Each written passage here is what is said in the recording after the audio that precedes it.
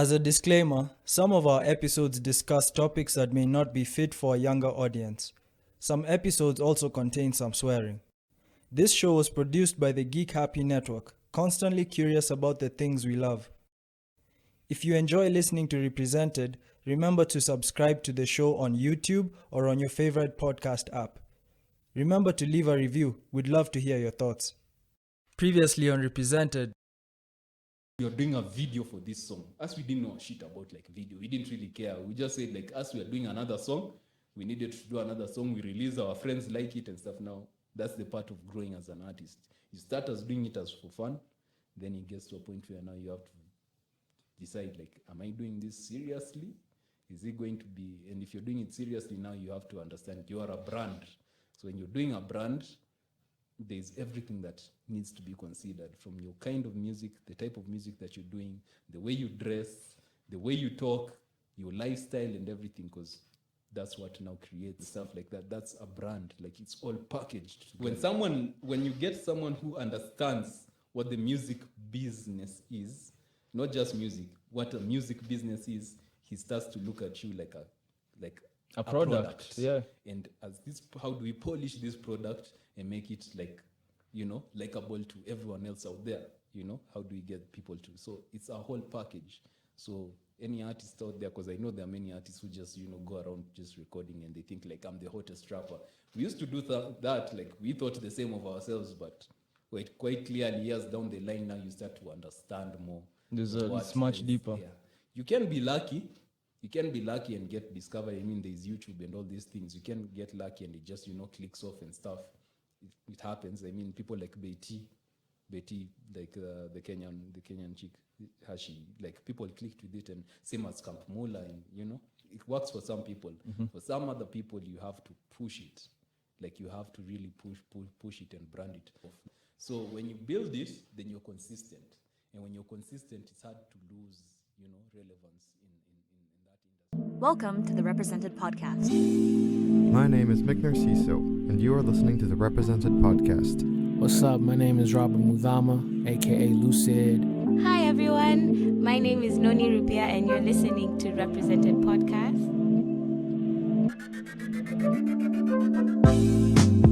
A journey through the lives of everyday people such as yourself. Such as yourself.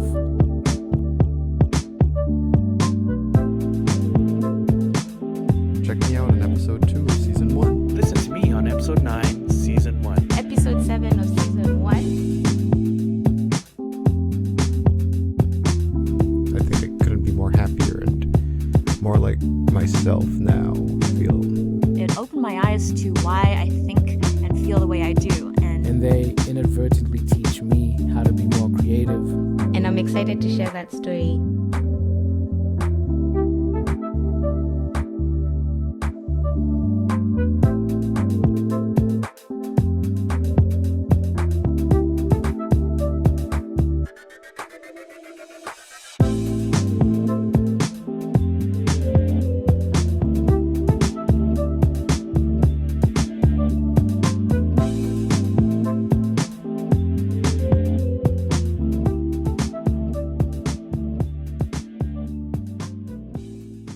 How do you see your own journey right now as Ralph? Because you had to do it on your own. You've gone through your ups and downs. You've tried different things. For me, like my journey was like, it's not was, it is, and it still continues to be like, because things were difficult. Things have been difficult because like again, the aspect of like, okay, you want to be an artist. All those things need money. You want to record, you need some good money for proper quality. Of course, quality costs money and stuff. Partly why I also started teaching myself how to produce. And back to the point of the mixtape, I've never done a mixtape. Like, can you get like 10 years? Like, imagine you knowing me ever since high school and have never had a mixtape. I've never done any mixtape because every time I've set myself like I'm doing a mixtape, something goes wrong for some reason. There's something that just goes wrong. So the first time I tried to do that, of course, when we were doing Slim's mixtape, I was trying, it failed. And then back in 2015, I started working again on another mixtape. It failed because the producer who was working on it, like, closed shop, and so all my projects, everything just went blank. You've had like those kind of downs of your music not working Not out. So working out. why do you still stick to it? Why What do are you you? still stick to it? Because I've always believed in it.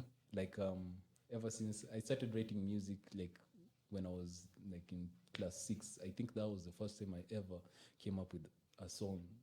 Not really a song, like just hooks. Again, I used to do hooks. So I used to take kina Juakali's songs, kina Kiasi, kina Jimwat under 18, kina Pilipili. I take those songs, rewrite them, and perform them at talent shows in primary school at that time. Now here's where another funny story comes, where now my confidence changed in terms of being in front of people, and whether it's talking or whether it's performing.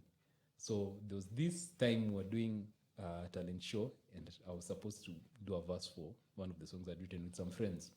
So yeah, I did the verse and everything. We were there. I'm thinking I killed it. So we go back, and then guys are like, "You're rough." When you are okay, at that time they weren't calling me rough. It was another name, and they were like, "Yo, when you are performing, you are hiding behind this guy." There was this guy called Manfred, and he was really good at singing.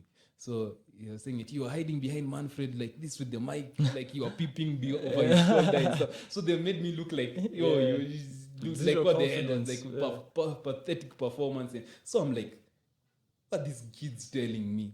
Like, I have the confidence to be on the stage. If I gave any one of them the mic to even say hi, they'd fall down, like they'd pee their pants. They wouldn't even be able to talk. So I was like, if I can do it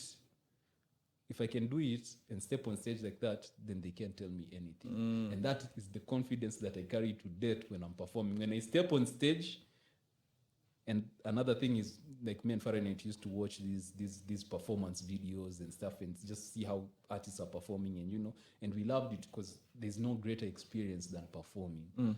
Or when you see the crowd loving your music, that's like ecstasy, man. That's like the best thing ever. And I've done it a couple of times, and never, ever in my life have I ever walked off stage without people telling me, like, your shit is dope.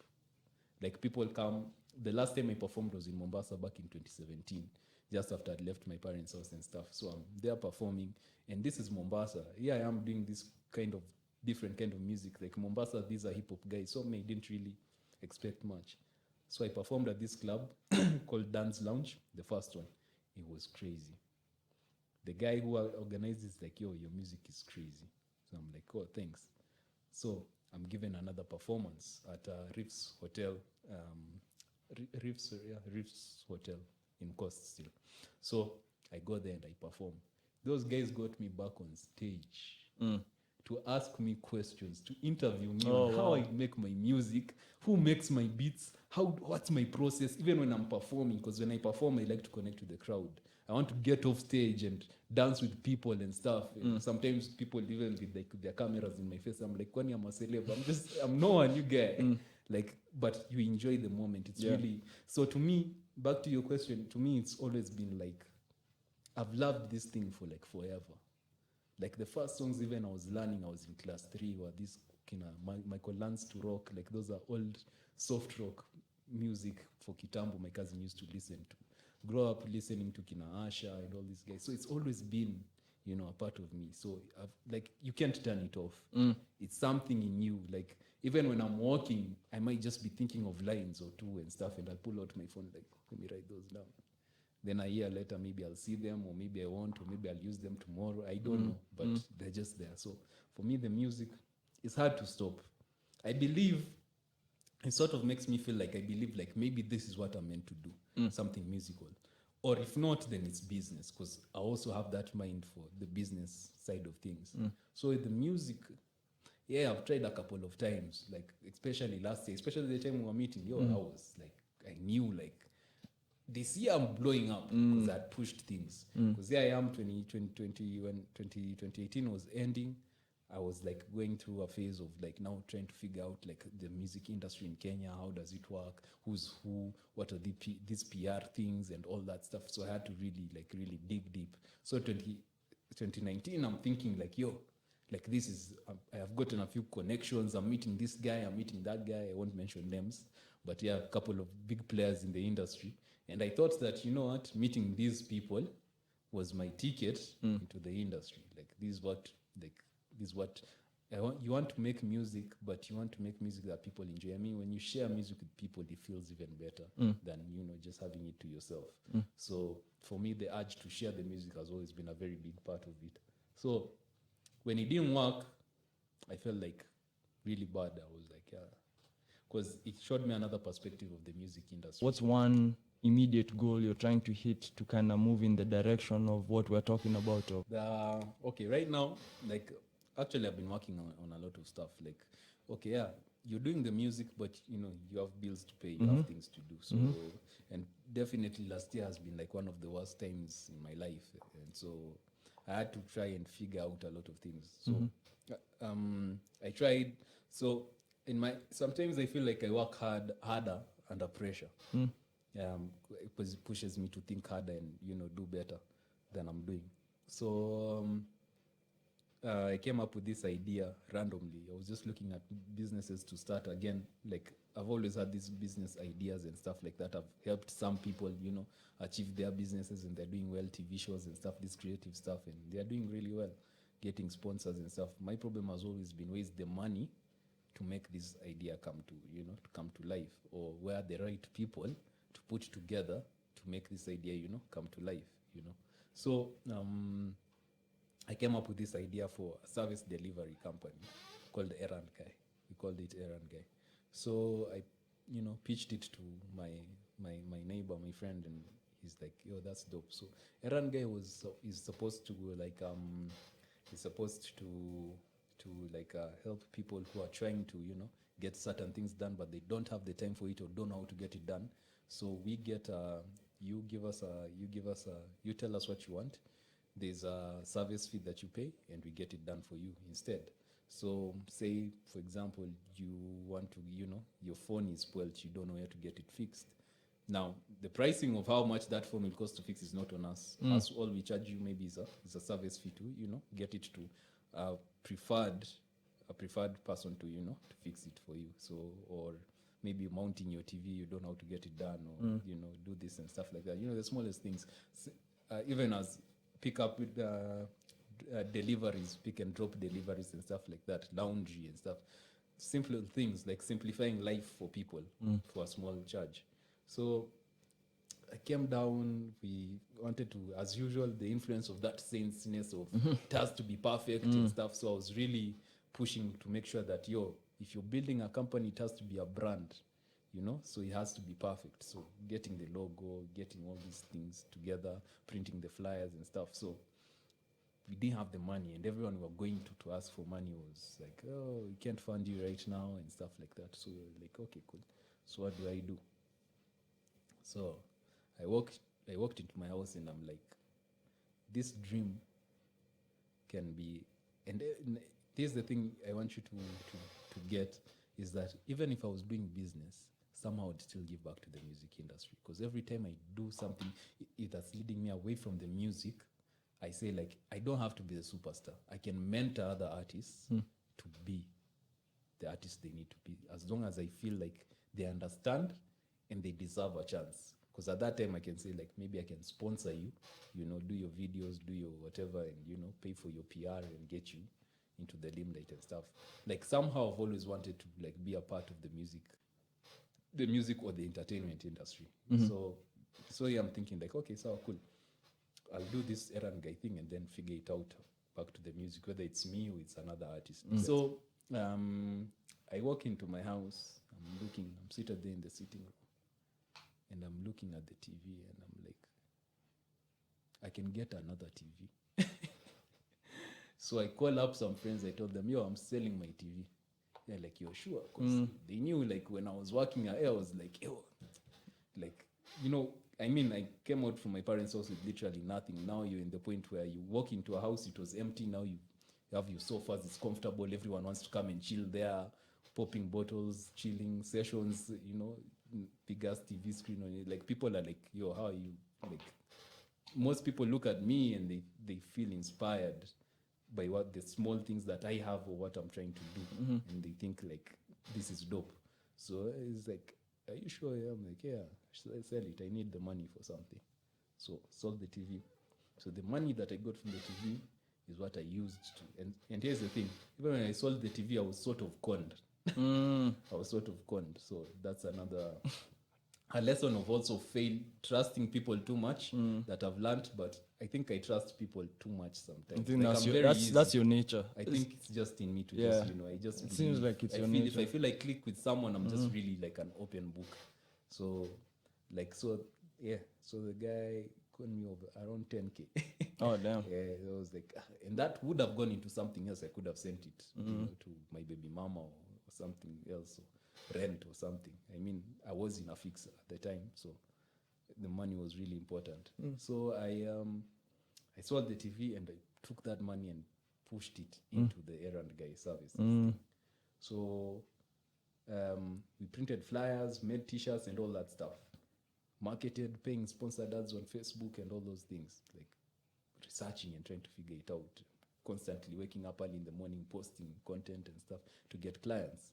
So there's another thing we did. I don't know whether I should say it now, but hopefully if it shouldn't catch on to people because that could get us in some serious trouble. But there was a way we were also doing it with the newspapers. Yeah, so waking up by 4 a.m. to Kokawa Sewa Magazeti, and we are working with them to patiana those flyers. Oh, Stuff okay. like that. So we did our best. Like 3 a.m. You can imagine 3 a.m. uko Parklands kwa barabara there to like just as the gazetes zimeingia, you're there. Like you literally did not sleep. Like I have to live there and then like the times we'd even still be like sort of like dressed up in our pajamas because you're like by 5:30 a.m. is when you're finished. Now you're jumping on a mat to go back home and stuff like that. So it was crazy. We didn't get any clients. We were getting calls. They're like, hey, want to. So I slipped back into that depressing part. Like, I've given this everything I can. No one will give us money to advertise or do like this and stuff like that. No one is, coming through. So I felt like I'd failed again. Because like the whole year I'm trying, whether it's applying jobs, things are not going through. Whether it's the music, the connections have failed. This business, I'm here trying to hustle, I'm selling stuff to get the money, to get it to pop, it's not working. So I sort of gave up, but as I'm going through a problem, as usual, and I think it's a lot to do with the creative mind of being insane, never letting yourself give up, because when I'm going through that, I'm already thinking of what else can work. So I'm here already and still waiting to develop the idea fully. But I thought of an app, another app that would somehow also be integrated with the service delivery. It's a very different app. With time, maybe hopefully we can talk about it and we can, at this point, I'd rather, Of course. still keep on researching and knowing what more about it. So funny thing is this. So the year ends last year.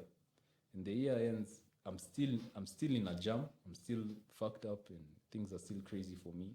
And there was a time that I actually ended up like having to sleep at my friend's, sofa for some time because I hadn't paid my rent and stuff like that. That was like one of the lowest moments in my life. I was like, man, I left home and this is the shit. Like, is this my punishment? Or like, what is this phase that I'm going through? Because I can't understand, like, everything that I've tried to do has totally failed. But then there's still a thing inside me that says like, yo, you left for a reason and everything that you're going through is for a reason. So you need to get up and push harder, So now this year, funny thing, this year after I've given up, I've not even posted anything on Errand Guy, nothing. We get our first client. And not just a client, not just an individual, a company who now want to partner with us to do deliveries for them for their products. So I'm like, I'd given up like for the last 1.5 months, like I've done nothing. I've not even given this company thought. And then like, here is just something like just comes out of nowhere. I'm like, dude, this guy upstairs, were you torturing me? What was this? So I'm like, and like in any business, like having your first client is like, whoa, Like your first client for any business that you open is like, even I'm sure if you ask in Aram and stuff like, yo, we just made our first sale or our first whatever we did. That's like that's an it moment in any business. So for me now, I'm looking back at it and I'm like, sometimes like you go through experiences in life that lead you to different directions, but if you're not strong enough to stay true to yourself and try to understand what situation you're going through and build upon it to make yourself stronger, you might just end up being in a very fucked up place. And not everyone is strong enough to go through that, you know. And that's where now you'll hear people going into depression, going into and which is like one of my goals, because I've also always thought of giving back to the society, like doing some, you know, some charity work and stuff. Like if you made money, I mean, this money, you die and you leave it here, so you might as well use it for some good at least.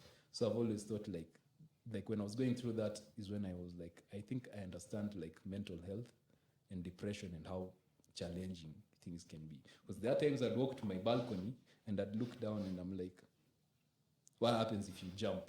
Like all these things just, you know, they fade away, it's over, like you don't have to think about this or that and stuff. But then to me, I'm looking at it and like, you're giving up on yourself. Like what, like, is that your purpose? That's not your purpose. Your purpose is bigger. And as humans, we spend a lot of time, like jobs is what people feel is their purpose. But really is it?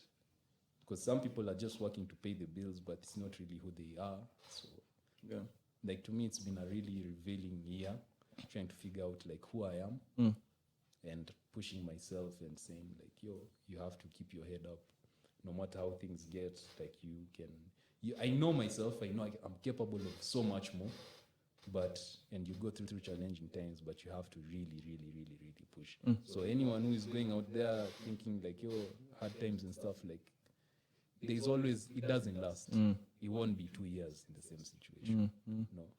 And if you look at my WhatsApp status, it says nothing stays the same. Because it's true. Change is the only thing that's constant. It's always like nothing stays the same. So for me, like from the music, the challenges from the music, everything, all of it is just like somehow, it's just a lesson. It's all a big lesson. Like trying to put out a mixtape, it failed. I taught myself how to produce. Me asking you like, yo, Robert can help you. He'll send you some software. I got the software. Now I'm recording myself. Like myself sitting down, and I taught myself those things. Like every challenge came with a lesson, and it came with that. Just because it didn't work the last time doesn't mean it can work like this time. So constantly, like every challenge, I came up with a solution to fix it and to keep going and keep going and keep going. And I think that's what it is like in life in general. And that moment that we had in Saints has played a big role, because every time we did something, we wanted to do it big, and we never gave up. We always thought like it can be done, and we shall do it, and we did. We did 100%. whatever we wanted. So for me, it's the same thing in my life. I feel like, yo, we're gonna do it, whichever way it's happening. If you'd like to get in touch with the Represented Podcast, feel free to hit up at Represented Podcast on Instagram or email us at representedpodcast@gmail.com. This show is hosted and created by myself, Kanyeki Kamawe. Editing by Lucid and myself. Video directed by James Kamawe. Video editing by myself, Kanyeki Kamawe. Intro music by Lucid and Mari Narciso.